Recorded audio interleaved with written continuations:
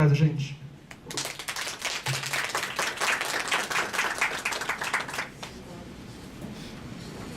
Obrigada, Bruno.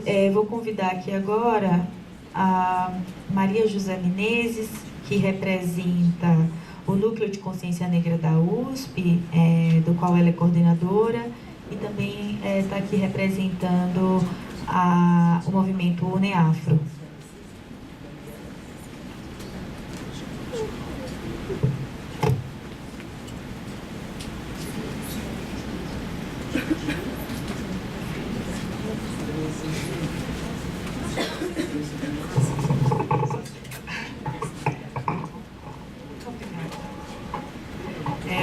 Bom dia a todas e a todos. Acho que muita gente que está aqui está muito feliz por esse momento, e eu tenho um agradecimento especial à doutora Isadora e ao doutor Vinícius por essa possibilidade de fazer essa discussão. Eu acho que em São Paulo tudo é muito mais difícil, com muito mais atraso. Bruno falou muito do que nós vivenciamos, a doutora Isadora também falou um pouquinho mas vocês não têm a dimensão do que é viver dentro daquela universidade, seja como trabalhador, como estudante, como docente. Eu também estou representando, além do Núcleo de Consciência Negra na USP, a UNEAFRO, mas também o Comitê Antifraude da USP. Agradecemos realmente por essa possibilidade. Eu queria falar um pouquinho da minha instituição, o Núcleo de Consciência Negra, na Universidade de São Paulo. Está na Universidade de São Paulo, mas é um movimento social. Ele existe há 30 anos, e nós estávamos com o professor Kabengele Munanga, em 1994, quando nós construímos um projeto importante sobre as cotas raciais na Universidade de São Paulo, e além de políticas públicas específicas para a população negra. E nós tivemos a infelicidade de ver que a Universidade de São Paulo, a rigidez e o quanto essa universidade lutou contra todas essas políticas importantes, essenciais para a nossa população e para o país. A política de cotas, ela aconteceu, nós conseguimos essa aprovação, e no ano passado ela foi implementada já no vestibular desse ano, e foi uma política com muita luta. E ao contrário do que alguns pensam, não foi a reboque da Unicamp, porque a Universidade de São Paulo, ela estava até o último momento contrária a essa política. Nós, do Núcleo de Consciência Negra e o DCE, protocolamos o projeto da Frente Pro Cotas de São Paulo na pós-graduação, na Pró-Reitoria de Pós-Graduação. Nosso projeto ele não foi apresentado na reunião da pós-graduação e também não foi para a reunião do Conselho Universitário. Então, o reitor, naquele momento em que as cotas, a reserva de vagas foi apresentada, ele tinha somente o projeto da USP. Pensava-se, não contemplava as vagas, a reserva de vagas para negros e indígenas. E houve toda uma mobilização de docentes, de estudantes, de trabalhadores, no final de semana, para que a gente conseguisse avançar. Então, é muito, muito interessante essa votação, ela está disponível, e é um exemplo de quão duro e de quão perversa é essa instituição, e com quanto ela não dialoga com a sociedade. Bom, eu gostaria de dizer que nós estamos... que a questão, nesse primeiro vestibular, houve uma quantidade enorme de denúncias de fraudes na Universidade de São Paulo. Nós não contabilizamos, nós não temos esses números, isso são especulações, mas elas não são reais, e acho que mas é importante que hajam políticas. O que se sabe é que, de fato, elas aconteceram. Nós temos o Comitê Antifraude da USP, ela congrega estudantes, vários coletivos de estudantes negros que pensam e que buscam, que fazem essa denúncia, mas a Universidade de São Paulo também não abriu um mecanismo oficial, não pensou e não conseguiu ainda dar conta de quão importante é isso, essa questão das fraudes. as fraudes, elas acontecem, e isso é visível em todos os cursos da universidade. A imprensa fez essas denúncias desde o começo. Nós temos, e por isso que nós criamos esse Comitê Antifraudes. Ele é composto pelo Núcleo de Consciência Negra e por vários coletivos negros da USP, que nos juntamos exatamente para fazer, para cobrar das instituições, e é importantíssimo para nós esse momento, essa averiguação e cobrar com que essas políticas sejam de fato aplicadas. E nesse sentido, nós temos o comitê, ele existe exatamente para cobrar e para contribuir para a implementação real dessas políticas. Não temos a responsabilidade de implementar, de fazer com que a instituição implemente essa política, porque isso é institucional. Nós não podemos ter esse ônus nas nossas costas. Por isso que essa possibilidade e a Defensoria Pública do Estado de São Paulo tem um papel fundamental, inclusive para seguir pressionando a Universidade de São Paulo para que, de fato, nós não tenhamos um outro vestibular vergonhoso, com fraudes e com um atraso sistemático no avanço de políticas sociais, raciais, nesse país tão desigual e tão necessário dessas políticas. Por fim, eu gostaria de falar aqui e convidar a todas e a todos que o lançamento oficial do Comitê Antifraudes na USP vai acontecer no dia 22 deste mês, na próxima semana, às 19 horas, na Faculdade de Direito da USP. E dizer também que o professor Juarez Xavier é um parceiro importantíssimo e que nos deu muito respaldo. Foi a experiência da Unesp que nos fortaleceu juridicamente diante dessa questão das fraudes, quais os procedimentos, e que é isso, né? Que precisamos, de fato, da contribuição, do envolvimento institucional, mas também de todos os movimentos, para que a gente consiga, de fato, uma política real de inclusão e permanência nas universidades públicas estaduais paulistas, que é um direito nosso. E eu gostaria também, uma outra questão, que é desconstruir os estereótipos. As pessoas não precisam das cotas. Elas têm, as cotas, elas são direitos. A gente tem que desconstruir também essa imagem de que é uma benesse e de que é algo doado, né, pelas instituições. Ele é o resultado de luta de mais de 500 anos do povo negro e do povo indígena nesse país, e ela tem que ser, de fato, respeitada, porque significa a nossa luta secular pelos direitos como cidadãos e cidadãs desse país. Muito obrigada.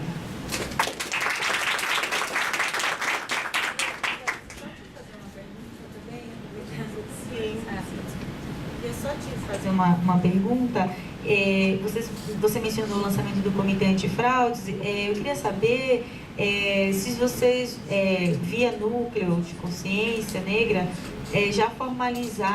chegaram a formalizar algum caso de fraude perante alguma instância, né, da USP, e, em caso afirmativo, qual foi o retorno que vocês tiveram? Olha, eu tive uma reunião por conta do Núcleo, né, de Consciência Negra na semana passada com o chefe de gabinete da reitoria, o professor Gerson, e eu citei essa audiência pública, a universidade sabe, né, claro, né, não dá tanto por ofício, mas também, né, verbal, e ele mesmo falou que, olha, nós recebemos algumas denúncias, mas ninguém formaliza. Eu falei assim, olha, não existe um mecanismo, né, professor? Então, a instituição precisa formalizar o formato dessas denúncias para garantir sigilo, para garantir que haja todo um procedimento. Eu acredito que a Universidade de São Paulo não tenha se debruçado sobre essa questão, né? Então, o atraso que o Bruno falou inclusive nisso, né, no delay de se responsabilizar por políticas públicas efetivas. Então, Leonora, provavelmente não, a resposta. Obrigada. Bom, acho que os que haviam... Tá. As pessoas que se inscreveram inicialmente... Ah, não. Tem mais uma inscrita, que é a Maria Luísa Fernandes, da Frente Pro Cotas da Unicamp, também. Maria Luísa. E aí, na sequência, o Guilherme Assunção, estudante da USP.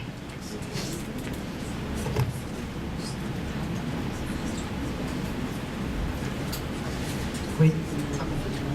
Bom dia a todas e todos. Eu peço licença aos mais velhos, aos militantes do movimento negro. Meu nome é Maria Luísa, eu sou da Frente Pro Cotas da Unicamp, da Universidade Estadual de Campinas.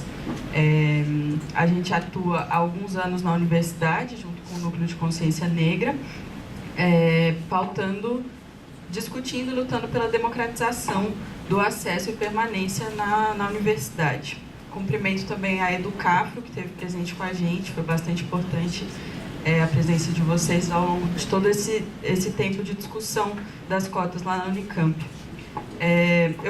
Minha fala vai ser um pouco repetitiva com relação à do Bruno, mas eu acho importante a gente narrar o que foi esse processo de aprovação na Unicamp, né? Porque a narrativa institucional é bastante diferente, omite os sujeitos, né? Então a gente vai repetir, sim. E aí eu faço questão de colocar que nesses 50 anos de existência da Unicamp, né, ela se manteve como uma universidade de excelência em exclusão, conformada em servir e ouvir unicamente um setor específico da sociedade brasileira, que é bastante específico, na verdade, que é a elite, a classe média branca paulistana, né? Então, mesmo que desde 2003 a Unicamp tem uma política de ação afirmativa, que é o PAS, essa política não foi acompanhada seriamente e a gente sempre ouviu denúncias de fraude com relação a essa política. Isso só contribuiu para a manutenção do racismo institucional. Então, a partir de 2015, ao lado do Núcleo de Consciência Negra, nós da Frente Pro Cotas e lideranças estudantis indígenas de outras universidades, já que a Unicamp nunca abriu as portas para os povos indígenas, né? Nós conquistamos a aprovação de políticas de cotas em alguns programas de pós-graduação, como o Bruno mencionou, primeiro no IFISH, depois em outros institutos. E aí, em 2016, nós continuamos disputando com essa branquitude de todos os espectros políticos, né, dentro da esquerda, inclusive, e conseguimos pautar as cotas raciais e um vestibular indígena em uma greve estudantil. E aí, depois de 3 meses de greve, com ocupação de reitoria, muitas negociações, um período extenso de negociações institucionais e discussões com a comunidade universitária, a gente foi vitorioso, e no mesmo ano a gente conseguiu organizar 3 audiências públicas, que aí que a Educafro esteve bastante presente também. E no ano seguinte essa discussão foi para o Conselho Universitário já com uma força, e a gente conseguiu, por unanimidade, a aprovação das cotas no Conselho Universitário. Nessa aprovação, nessa deliberação do Consul, previa também a estruturação de uma Secretaria de Ações Afirmativas.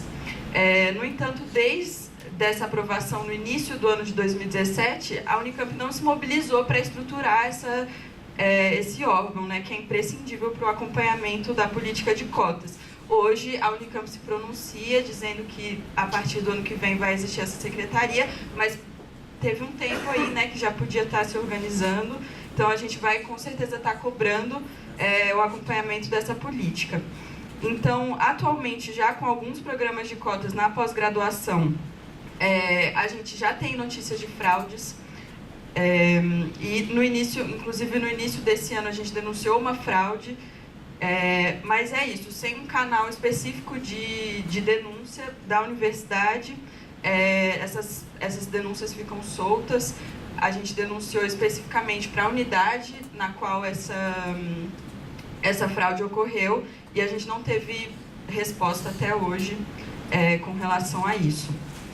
Então, a gente sabe que as fraudes são uma realidade nas universidades que implementam ações afirmativas, que a maioria das universidades não tem mecanismos de fiscalização E a gente só não tem mais denúncias de fraudes na Unicamp porque são pouquíssimos os programas de pós-graduação que tem políticas de cotas, e somente no próximo ano, em 2019, vai ser o primeiro vestibular com cotas na graduação, né?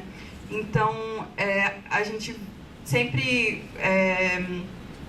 coloca como as universidades estaduais paulistas, especificamente a USP e a Unicamp, estão sempre nessa retaguarda, né, da inclusão, mas que isso signifique também que essas instituições aprendam com a experiência de cotas nas outras instituições que já têm aí há muito tempo políticas de cotas. Como o Bruno mencionou também, recentemente a Unicamp foi palco de pichações supremacistas, né? E a instituição entrou com um processo contra esse sujeito que foi identificado, tem gravações dele, por vandalismo, o que é um descaso explícito às vidas negras e indígenas que já resistem na universidade, as próximas que virão. Então, desde a aprovação das cotas na pós-graduação do IFISH, essas pichações aparecem. Só agora, nesse ano, por conta dessa explícita identificação do sujeito, né, que a Unicamp entrou com um processo, mas mesmo assim por vandalismo, não por racismo. Então, isso é um absurdo. A gente se pergunta até quando a Unicamp vai ser conivente com o racismo. Então, é evidente que a gente precisa de mecanismos institucionais para coibir que essas fraudes aconteçam e para denunciar as que já existem. Como o professor mencionou, a ouvidoria seria esse mecanismo, mas a gente precisa de um mecanismo específico, mais sério, né? Um compromisso mais sério da instituição. Enfim, essa conivência com as fraudes só contribui para a manutenção dos privilégios da branquitude, que historicamente se manteve impune pelos seus crimes, né? Então, é isso. Muito obrigada.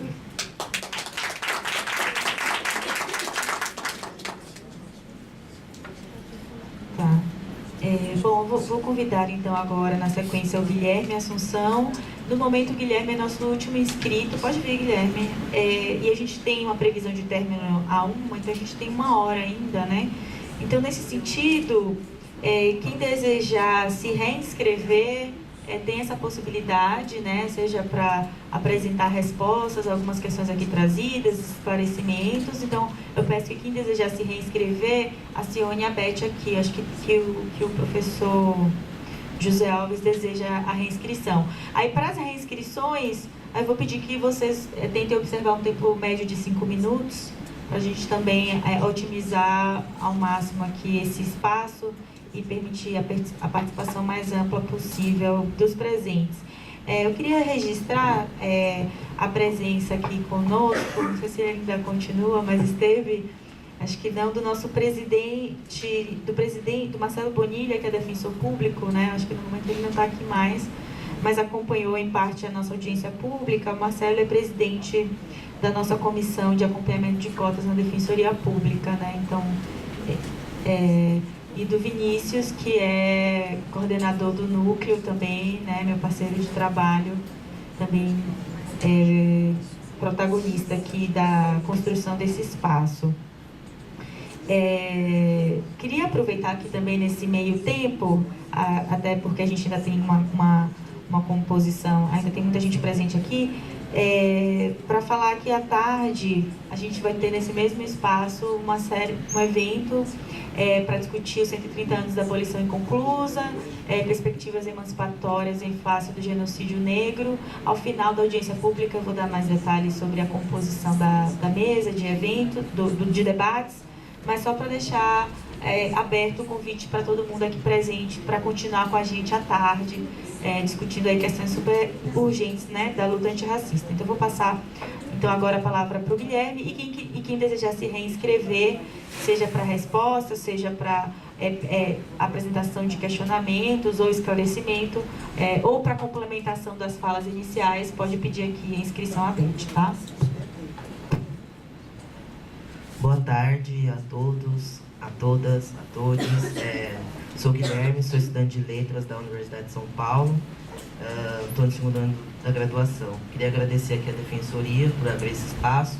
Acho extremamente importante que instâncias do Estado realmente cobrem outras instâncias do Estado, e quando a Defensoria vai conversar com as universidades paulistas sobre cotas, é importante para a gente que, enquanto militante, enquanto segmento do movimento universitário, do movimento negro, é importante saber que a gente tem um pouco de respaldo desse setor. Também agradecer aqui a presença do professor Juarez, da Maria Menezes, do Núcleo de Consciência Negra. Para a gente é muito importante saber que gente muito antiga na luta vem sempre mostrar o caminho. Agradecer também a presença da Educafro.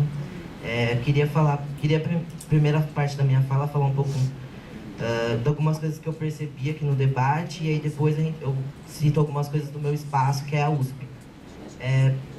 O que me chama a atenção, assim, que a gente precisa ter clareza que as instituições, elas são eliminar o ruído institucional e realmente tomar partido e defender os estudantes cotistas, LGBTs, as mulheres, porque a falta de clareza nas políticas públicas, nas possibilidades de ouvidoria, fragiliza esse setor. Na minha universidade hoje, mês passado, aconteceram casos de incitação ao ódio, desenharam suásticas na porta dos moradores do CRUSP, na universidade, na FEFELET, na Faculdade de Ciências Humanas. Também apareceram suásticas na porta dos banheiros, e a falta de um discurso institucional para defender esse segmento da universidade está ligado diretamente a essas expressões dos estudantes mais reacionários da universidade, ou pessoas que vieram de fora simplesmente para amedrontar as pessoas que historicamente não são autorizadas a estar nos espaços de poder como a universidade. Diferentemente das universidades paulistas, a USP não tem um discurso inclusivo, assim. Tudo que faz por causa da luta da comunidade interna, dos estudantes, de greve estudantil, de piquete. E assim foi a aprovação das cotas da universidade. Embora naquele ano não houve greve pautando isso. Infelizmente as cotas estão sendo fraudadas, e não só em cursos elitizados. Cursos, por exemplo, como a Letras, a gente não percebe o enegrecimento do curso. Não se tem notícia de estudante indígena no curso de Letras entrando esse ano. A FUVEST não deixa claro como um estudante faz para se declarar.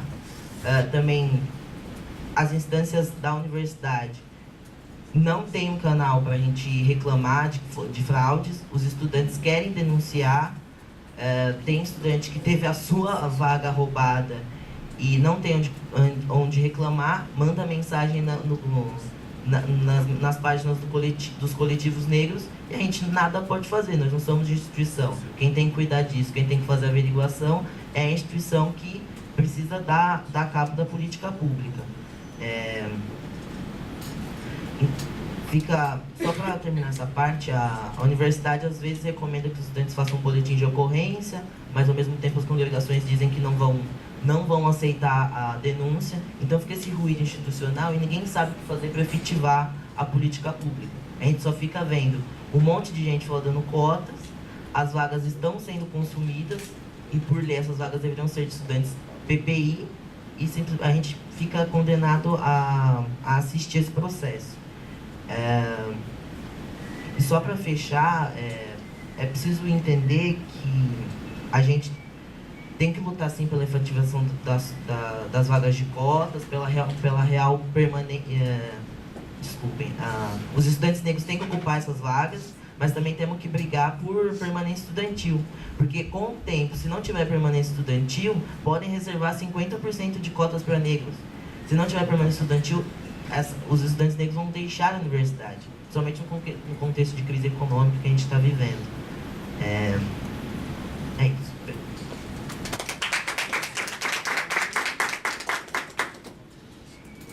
Obrigada, Bruno. Bom, então estão reinscritos o professor Juarez, da Unesp, Esther Rufino, da Educafro. Mais alguém que deseja se reinscrever? Ok, então Bruno e o professor José Alves. Ok, então o professor Juarez. Ok, eu mesmo.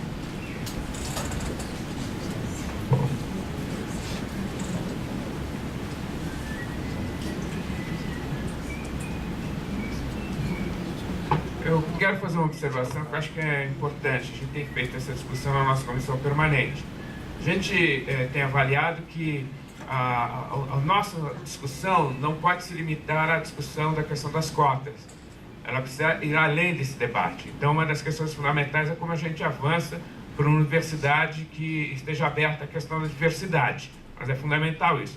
Então, nós estamos tomando duas medidas que eu quero compartilhar com vocês, talvez possa ser um mecanismo legal para vocês pensarem. Primeiro é que nós temos a nossa ouvidoria como sendo nossa parceira fundamental estratégica nessa ação. Nós vamos fazer agora, no dia 26 de novembro, um curso com todos os ouvidores da universidade, 34 ouvidores da universidade. É uma ação de uma imersão de um dia, em que nós faremos a apresentação dessas políticas de diversidade e assegurar a participação efetiva dos ouvidores numa discussão de uma política de diversidade na universidade. Então, a gente achou muito legal isso. A ouvidora-geral da universidade topou a proposta, nós montamos um curso e vamos passar um dia inteiro conversando com os ouvidores e, a partir daí, pensar mecanismos para a gente pensar uma política de protocolo de ação. Toda vez que houver uma ocorrência, qual a ação que nós vamos fazer? A ideia geral é que a gente passe a ter uma política de intolerância à intolerância, em qualquer nível que ela se apresente, e tem um protocolo. Faça a denúncia, encaminha para a unidade, discuta na congregação, faça congregações abertas para que a universidade possa fazer esse debate, essa discussão. Então, nós vamos ter esse encontro, acho que vai ser muito legal e acho que pode ser uma coisa que a gente pode compartilhar como experiência. A segunda experiência que nós estamos fazendo é a seguinte: nós estamos fazendo um mapeamento, o termo não é bom, mas estamos fazendo um mapeamento de todos os coletivos que nós temos na universidade. Nós observamos que os coletivos, na nossa opinião, é a célula mais avançada de debate e defesa da universidade pública, democrática, inclusiva, gratuita, sustentável que a gente tem na universidade hoje. Nada tem sido mais efetivo na defesa da universidade pública, na nossa opinião, do que os coletivos. Então, nós vamos promover o ano que vem um encontro em defesa da diversidade com os coletivos. A ideia é que a gente tenha representante de todos os coletivos,